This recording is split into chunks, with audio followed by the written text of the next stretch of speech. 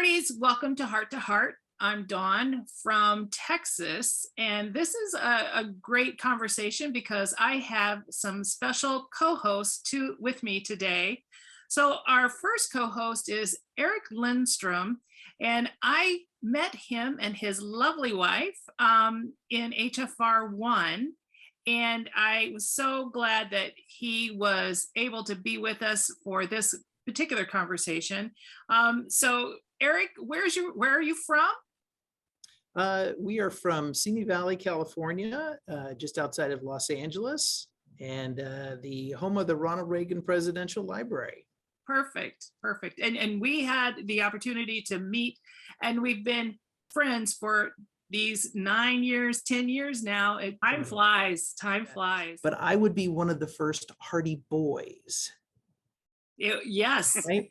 So, yes. I was like, and Cade, you and I were Heartie boys. I'm on that same boat. Yes. Exactly. In the early days. I mean, and that's the reason why I was like, okay, Eric gets the original husband Heartie card. Because it was like, there was more women, like 98% women, maybe 99 in that first HFR. And I was just like, but you know, what a treat, you know. Thank you for joining us today, Eric. And our other co-host is not a stranger to Heart. I don't know, I say kid consultant, but it's not really a kid. You're just a great consultant. So Cade Dortch is here.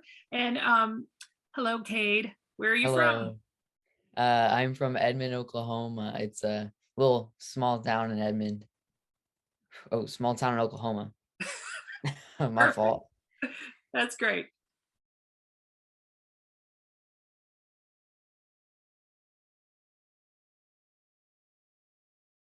Well, when we're talking about the introductions, Cade, can you kind of talk about how you met Nate, and how did you kind of get a friendship with Nate in transportation? Okay, so I met Nate on Instagram, and on my very first post, my very first sock post, I would say, he actually commented, and he was asking for a pair. So you know me, I got his back, right? So you're talking about your socks, right? Your Instagram. Yeah. Okay. So I sent him a pair of my socks, and after that, he's like, dude, I love surprising people. And so I sent him a box of like 30 some socks, was it, I think? And he goes and gives them to like as much crewmates as he can on the show. And that's just kind of how it all started. And the person that plays Martin, that plays Henry Goman or Gauman. Gowan. Yeah. So he actually showed me himself with the socks, and so that was actually kind of cool. So never mind, bud. I hype you up. Yeah. Yeah, I'm like, yeah, Cade's the man. I love it. I love it. Yeah, we talked about this conversation, and I'm like, you know, Cade's the one that really kind of, he's like, I want to be there. And I'm like, well, okay, we can do that. You know what? Cade is super modest. So here's how I met Cade. I was talking to, I believe, cast driver Shauna, who drives Aaron. Yes. She's a close friend of mine, and we're chatting or whatever, and she mentions these socks that, I think it was Shauna anyway, she mentions these socks, and this kid quote that makes the socks, and he was super nice, and Aaron chatted with him or something. I think Cade, Aaron gave you a shout out or something about some socks, or you sent her socks, something like that. And then I go to another department, to the grips department, and I'm like, hey, have you heard about this? These socks? It's pretty cool. And they're like, oh yeah, the dude's making me, like, they're sending me a box. You sent the grips crew a whole box of personalized grips socks and whatever. And I'm like, and so I'm not a big social media. I don't know if you noticed, but if it's not on when calls, I use my Instagram for work, and I don't have personal social media, so I don't comment and stuff. And I felt moved for some reason to say, you know, cool socks or whatever. And then he sent me back, and I don't think I asked for him, Cade. You're like, oh, I'll make you some. And I was shocked. I was this young man was so nice. And I was talking to Shauna about him, and she's like, yeah, he's super nice, and he's really quite young. I said, well, that's, not, it's good that you never know who you meet on the internet. And I'm like, okay, he's legit then. And I said, okay, so I think that's how it started, but it was his generosity and how nice he was when I made my first comment to him. But Thank I'd you. heard about him 2 or 3 times on the set previous to making that comment. So it might have been your first post, Cade, but I mean, you were already, you were Yeah. already passing them out generously, and you finding in particular people that they were matching the sock to, and they were looking for individual actors. So I was helping her, go around the property, finding those actors for her to give out the socks. And I just think it's cool. I mean, you do it, you don't take anything for it. It's very, it's up my alley. I What love like to doing do. it. So I think we're birds of a feather, and the curly hair. Oh, I'm not as curly anymore, but when I was Cade's age, I was as curly. So I love when it. when you see me face to face, Cade, I'm your future bud. Sorry. yeah. Sweet, sweet, Okay, sweet. now you have to get the camera. We're ready for So- that Yeah, one. yeah. Now you got me intrigued. That's Yeah, right. as far as I'm concerned, Mr. Socks is all right. He's my little Oh, brother. love it. Thank Well, you, thank you. I've already adopted him. So what do you do? Meaning Nate, what do you do when calls Well, on? I don't know. I like to say that I go around and help people. Besides driving the cars and handling the Model Ts, my main job is cable truck, which is assisting the electrics department and the Genny op. America doesn't have a Genny op, but Canada does, and he pulls the permits from the city, and he's like our electrician that handles all the mathematical end of the power. So I help lay it, pick it up, make plans for how we're going to wire a set, so you guys don't see the cable and the power and the lights get in the right spot. Oh, right. So that's one of my main gigs. And in transport, anything on wheels is transport. So the office Andrew's in right now, if his air conditioning goes, I'm one of 5 guys that he would call. Hopefully I'm in the top 2, but one of 5 guys that he could call to get that fixed, the transport department. Wow. So anything. It could be anything. I could drive a crew shuttle for a while if it was needed. I don't generally, because I have other things. Sure. And we have enough shuttle drivers, but I mean, anything to do with the movement of the show. Right now, for example, we're filming in one city, and tomorrow we're going to film in another city. So before we finish tonight, I arrived at work in Maple Ridge, but tonight I'm going to finish work in Langley, where Wen calls a shot, but not on the property. Okay. So right now I have to move my personal car so that when I finish work, my car's where I bring my truck to. Wow. So then I'll go back, and when they finish shooting tonight, I'll pick up all the cable and the boxes and the power, put it on my truck, and then the circus, Andrew's office, everything, all the vehicles for the show move to Langley, and then I set up the circus before morning. So everybody comes in, and the rooms are hot for makeup and hair, and the actors, when they come in, the rooms are warm, and Sure. and that's Andrew's responsible for, if an actor has a problem with heat, he would go to Andrew. Andrew's the man that the actors would go to if they have a problem with their room. And then Andrew would call me and chastise me thoroughly, as he does, and say, why does this actor needs heat? And then I would remedy the problem. So Nate, we asked some Hearties what they wanted to ask you, and one person, actually, her name is Kyla Stewart. She's only 11 years old, and she's from Muncie, Pennsylvania, and she asked where they found all the old vehicles for the show. Okay. Buy all vehicles. We'll go Lee's car. All of them are local Vancouver finds. So yeah, everything was bought in Vancouver from somebody who collected old cars and is maybe getting on or ready to not have the financial headache of owning an old car. Okay. So, okay. So Gowan's car, for example, we bought off a doctor. He was a retired doctor. He had it in his garage for years, him and his son's project, et cetera, and he was 80-ish, and he was ready to get rid of it. And we just found it in the auto trader or whatever that my coordinator uses to, to shop around. And we're shopping everywhere, and we keep our eyes open.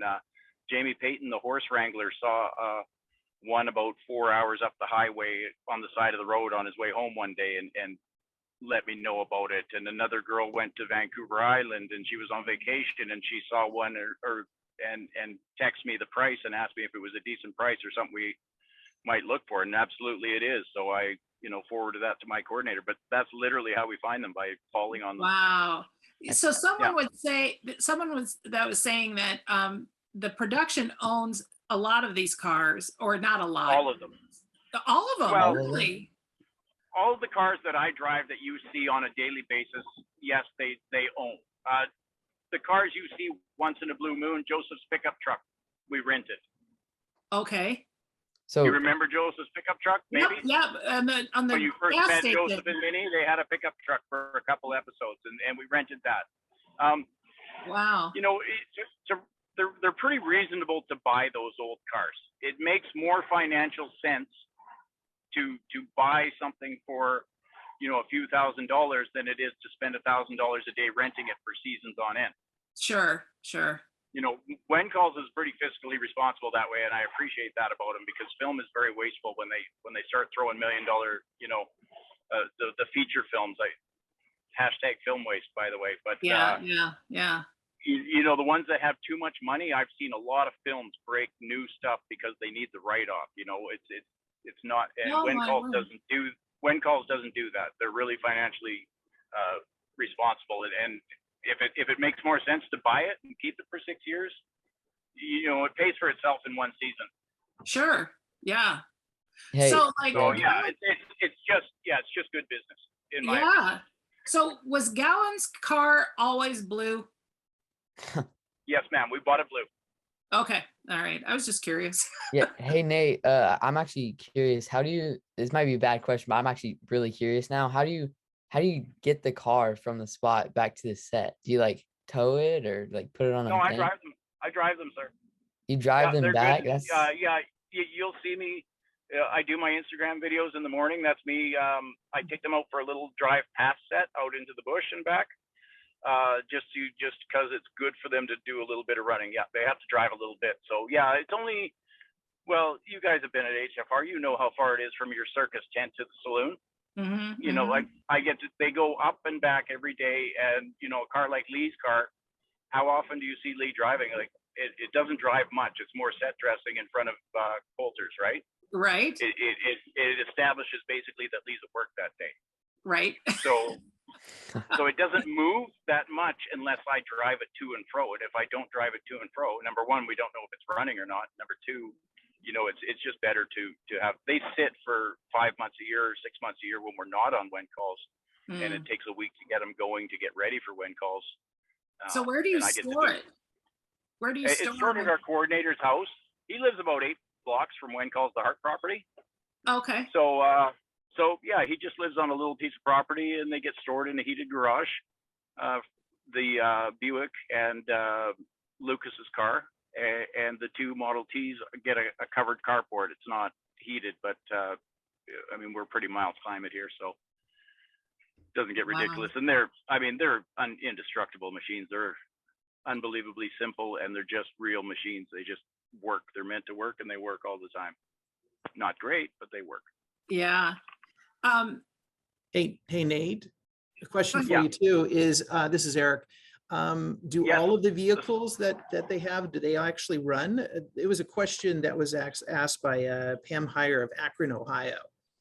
I would say 95% of the time they all run. When you see me driving, better than 95% of the time they're actually driving. Somebody's actually driving them, whether it's me or Cast. And we very rarely have to tow them. Every now and again, let's say an actor pulls up to a stop and gets out. Maybe they want, for sound purposes, to not have the car running because they are loud.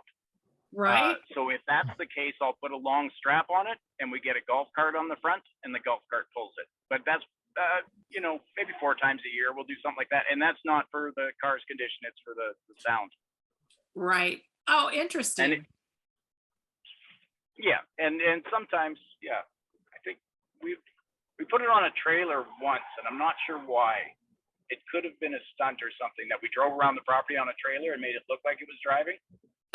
But it's 95% of the time somebody's driving the cars. Yes, the cars actually drive. They're original motors.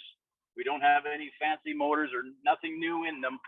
We call an old car center for parts, and the parts are super cheap, but it takes sometimes 2 and 3 months to get them. So we really try not to break the car. Yeah. I'm sure. So, yeah. Well, they're not hard to break either. I mean, you can really wreck them if you don't know how to drive them right. That's one of my skills is driving vehicles and not breaking them without breaking them. So what do you, well, you were talking about your electric abilities. So did you have like a hobby with old cars that you understand it? No, I always tell people my skill is driving. I was never a car guy. I was never a truck guy. I was a furniture mover, a truck driver across Canada for 25 years. Always drove the big trucks, and I'm a professional driver. That's how I got into film, because I can move the big circus trucks and all that. Easier. I've kind of fallen in super luckily. I mean, I'm so blessed to be the driver on Wayne Calls the Heart. It's awesome. But driving is my skill. I've never been a car guy. I don't like the motors. I'm not a fan of tinkering with the, fixing the cars. And guys will come and they say, "Oh, how many cubic inches and what's in this and what kind of?" I don't know. Funny. Cars for me, that I feel them. You drive so long, they all have kind of personalities or whatever. So it's almost, and a mechanic would get in the car and he would hear that noise or that feeling and he would say, "Oh, the CV joints are gone." And I would say, "Oh, this doesn't feel right. I better go see my mechanic." Right. Okay. Now I understand. Now I'm kind of understanding what you are doing and things like that, because I knew that you were driving. I'm not illiterate when it comes to motors, but no, it's definitely not a hobby. And electrics was, I like stereos and sound and that, but as technology advanced, I fell way behind. So not really. Again, being a furniture mover, when I retired from the highway and wanted to stay in town, Langley's my hometown. I moved back to my hometown when I retired. I got the opportunity to join film, again, driving the big trucks and doing more. And cable truck, in my opinion, is the most physical job in transport, and by far.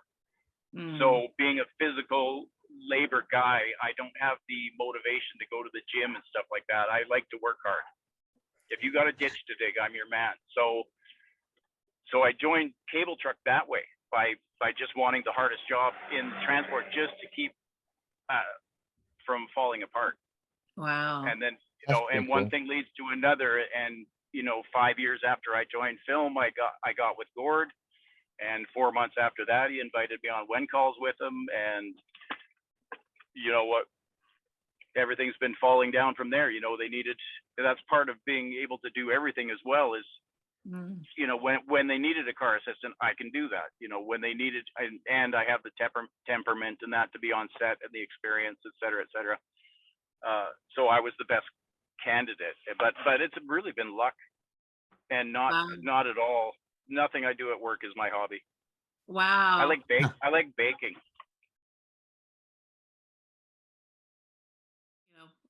There you go. Look. Hey, look at that curly hair. I like it. That's not bad, eh? I like it. That's a little key. Normally you didn't water it today. Yeah. Your curls are tighter when you water it. Yeah. Well, I watered it at 7 in the morning. Yeah, I know, bud. It gets away on you if you don't keep it down. Yeah, it does. And I just took a nap, so kind of bedhead at the same time. You lucky. You are lucky. you had mentioned earlier about it would take a while to get parts and things like that for the vehicles if they did break down. And that was a question that I believe Kenda Esther from Colorado she had a few questions, and that was one of them. But the other ones were what year are the models that you guys have of vehicles, and how fast can they go? Good question on the fast. I know we took Lee's car on the paved road before my time, and they got it up to 60 kilometers an hour. Now, you don't want to do that. It shakes horribly. It feels terribly unsafe, and possibly is, because those wagon wheels, if they turn, they could fold and crash. But Speed wobbles. About 60 tops, I would say, for the Model Ts. Lee is 1915 original. It's a Canadian.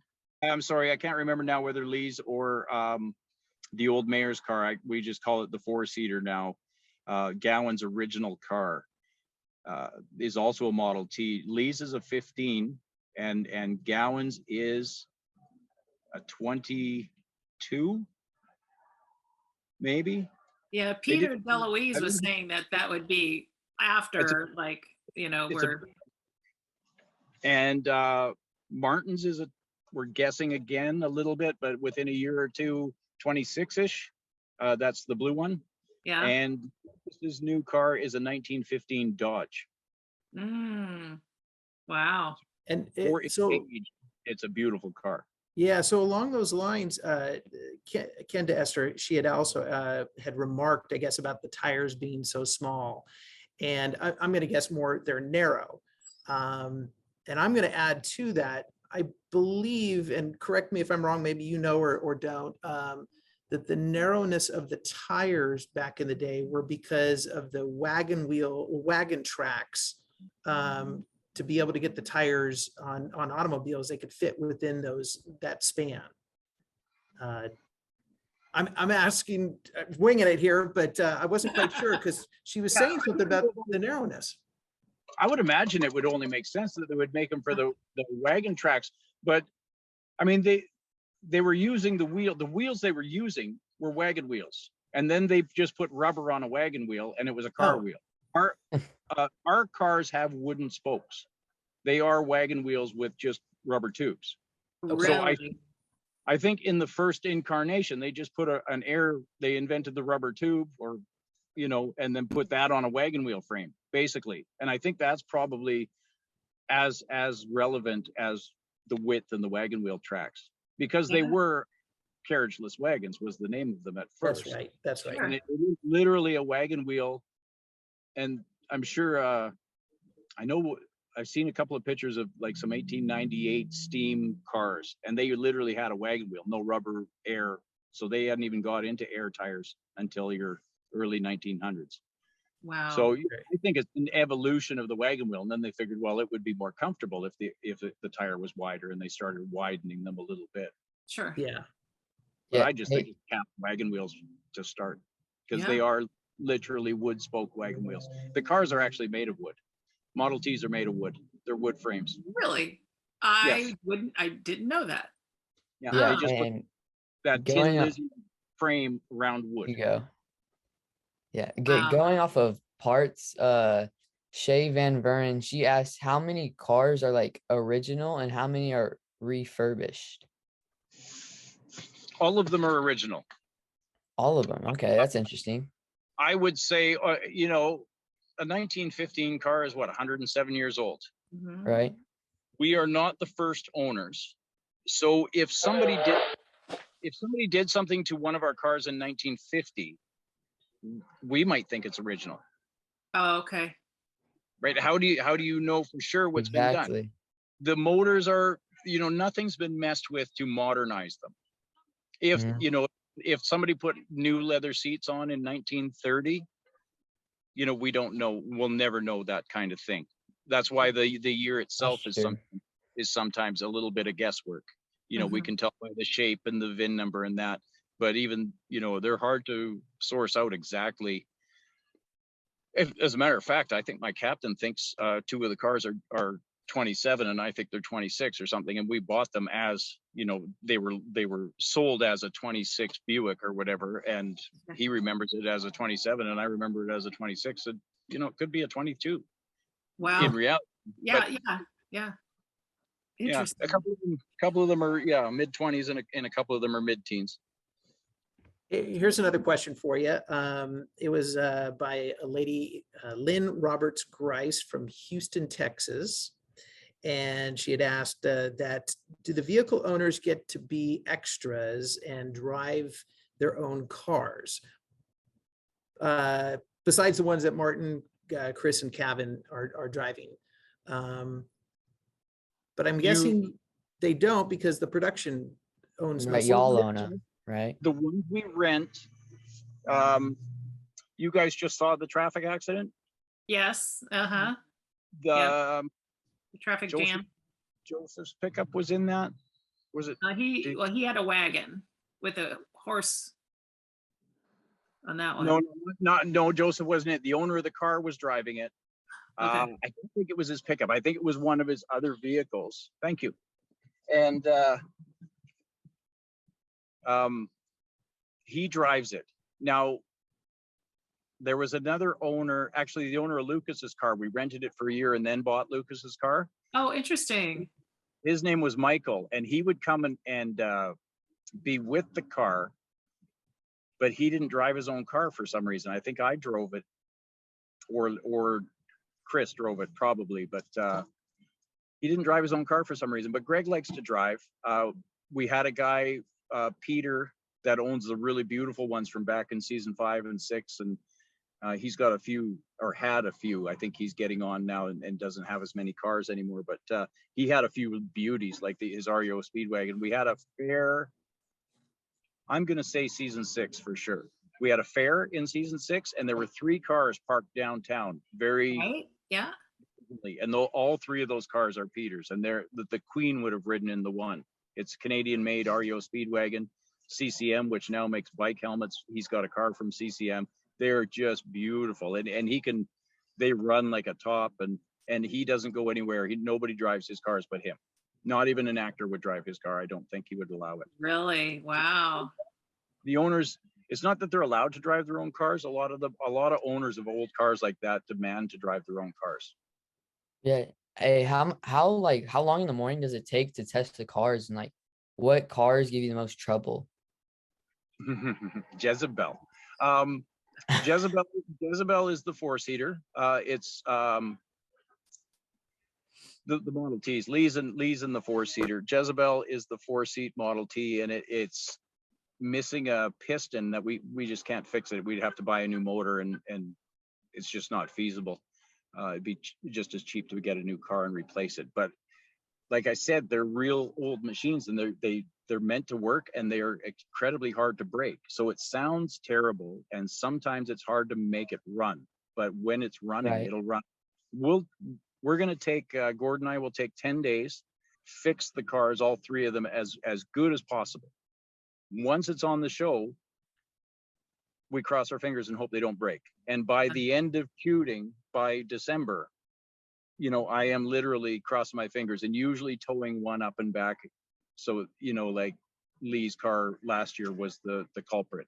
Everything ran so beautifully until Lee had to drive his car, and he gets in it and the thing broke. It wouldn't drive, and it was done for the, and they ran like tops last year. I was so happy with how they drove.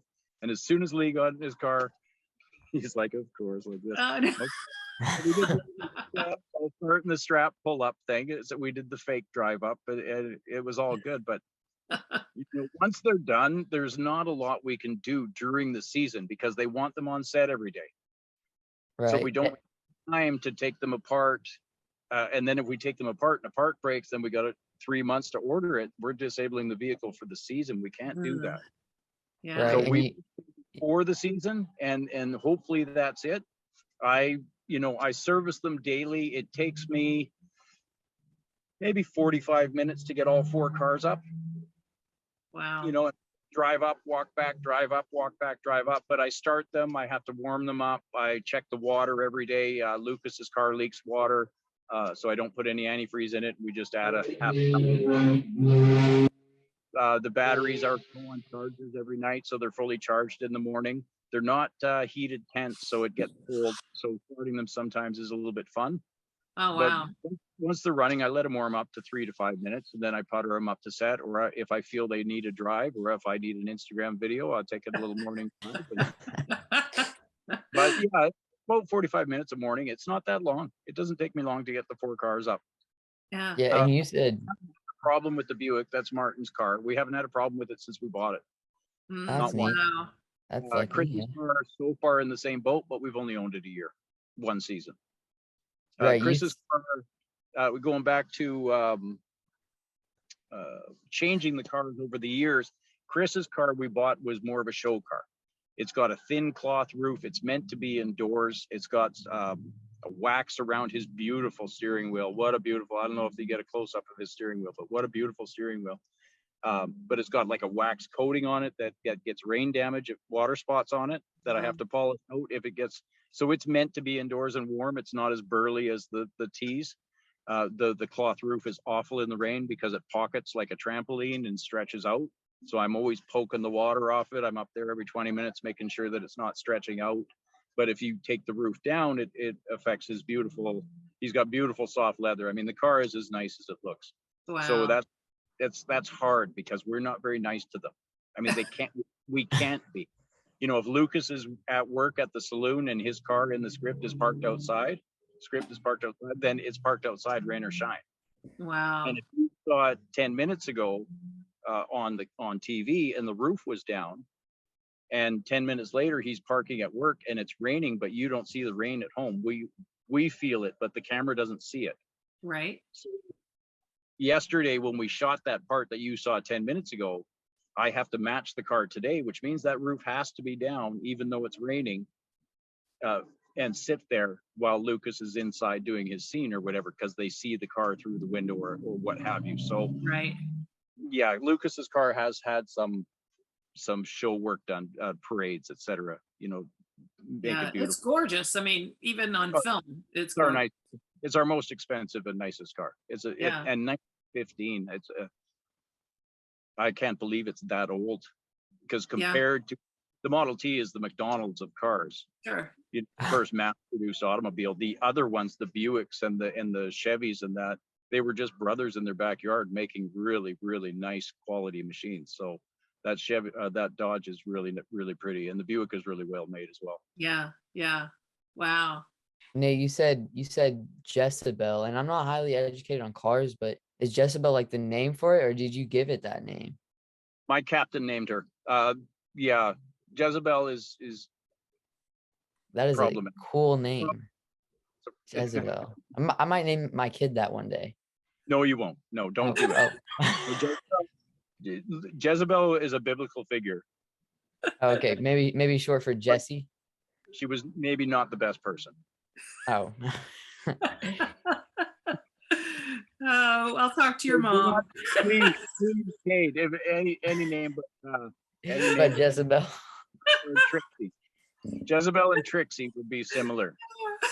Hey, I'll name it Jezebel and tell everybody that's friends with her that Nate told me to name you that. So don't get mad at me. Yeah. I'll just put all the blame on you. Call Nate. Yes, as Siri. Waiting for me. Well, Okay, we're gonna travel. I can stay with you. I'm jumping in a van. See, now I got to go back to the same place, but I'm passengering. Okay. And, Okay. We're jumping in with a bunch of When Calls alumni. Oh, good. Tell them hello. Celebrities. Welcome all. It's famous. Hello. Hi. How are Calvin you? Circus, which is where Andrew lives. Okay. Richard's our Hi. mechanic. Hi, He's our- Richard. Hi. Sort of. Hey, Richard. And I'm the newbie. Yeah, and then a newbie. And a First, newbie. he hasn't been on When Calls yet, so I didn't introduce him. But I love it. That's great. Oh, Tell them hello. And, these are all transport gents. They're all truck drivers and oh, okay. Oh, nice. that's great. Smart Hey, one. Nate, Nate, I was going to ask you, after the, this is more of a remembering from a previous episode here where we had the race between the horse and the motorcycle. And for some reason, the motorcycle broke down and he had to walk it back to the town.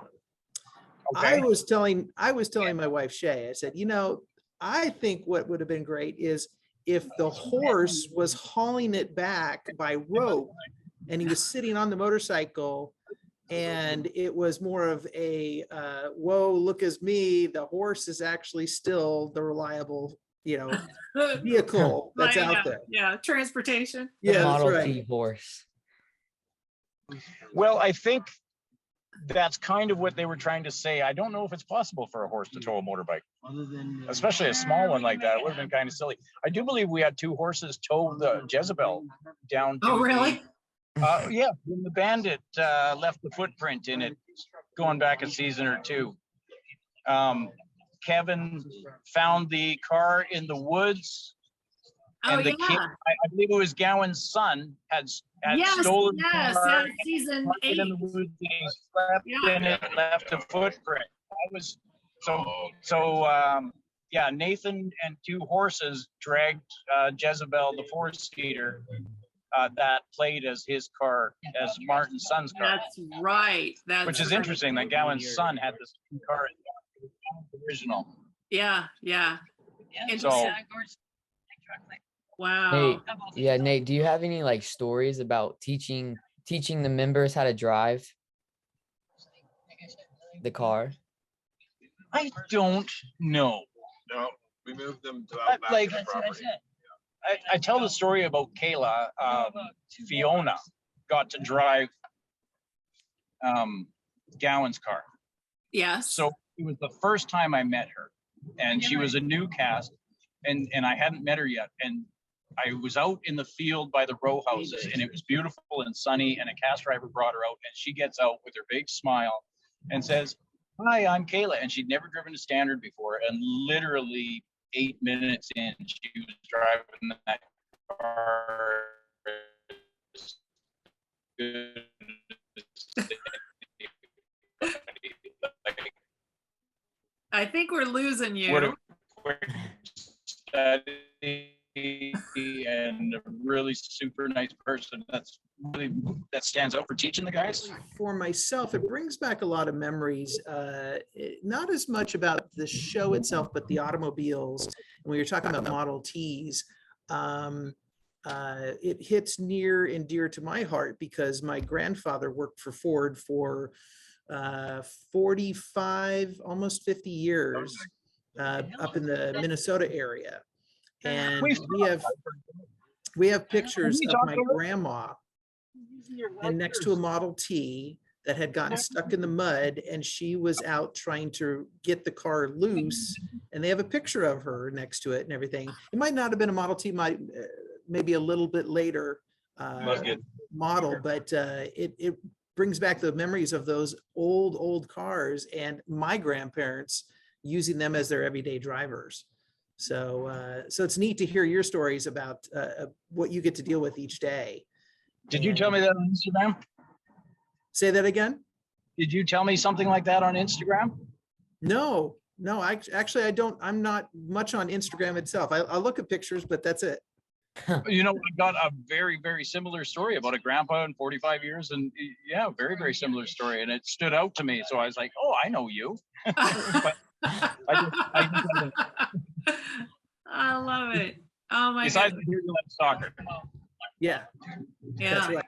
Well, we'll let you go because I know that you've had a busy day, and thank you so much to have time for us. I mean, this has been really interesting, and all of the stories is so great. And we are wanting to see you hopefully soon. I don't know when will it be, but hopefully we'll have that opportunity to be there again. So, but thank you so very much.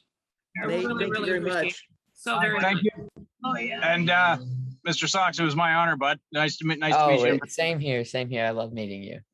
That's Mr. Sox. Hi, Mr. Socks. Where's mine? Yeah. Hey, I got you. I'll get you some. No, don't No, reward no, that. I don't Do want not some. reward. behavior. You're right. Oh,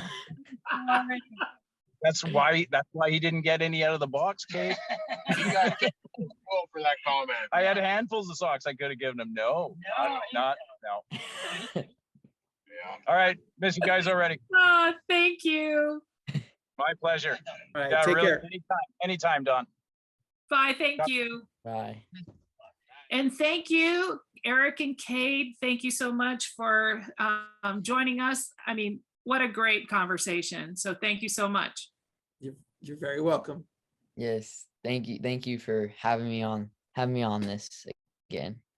And Hearties, please tune in this Sunday at 8/7 Central and tweet us using the hashtag Hearties. And we'll see you next time on Heart to Heart.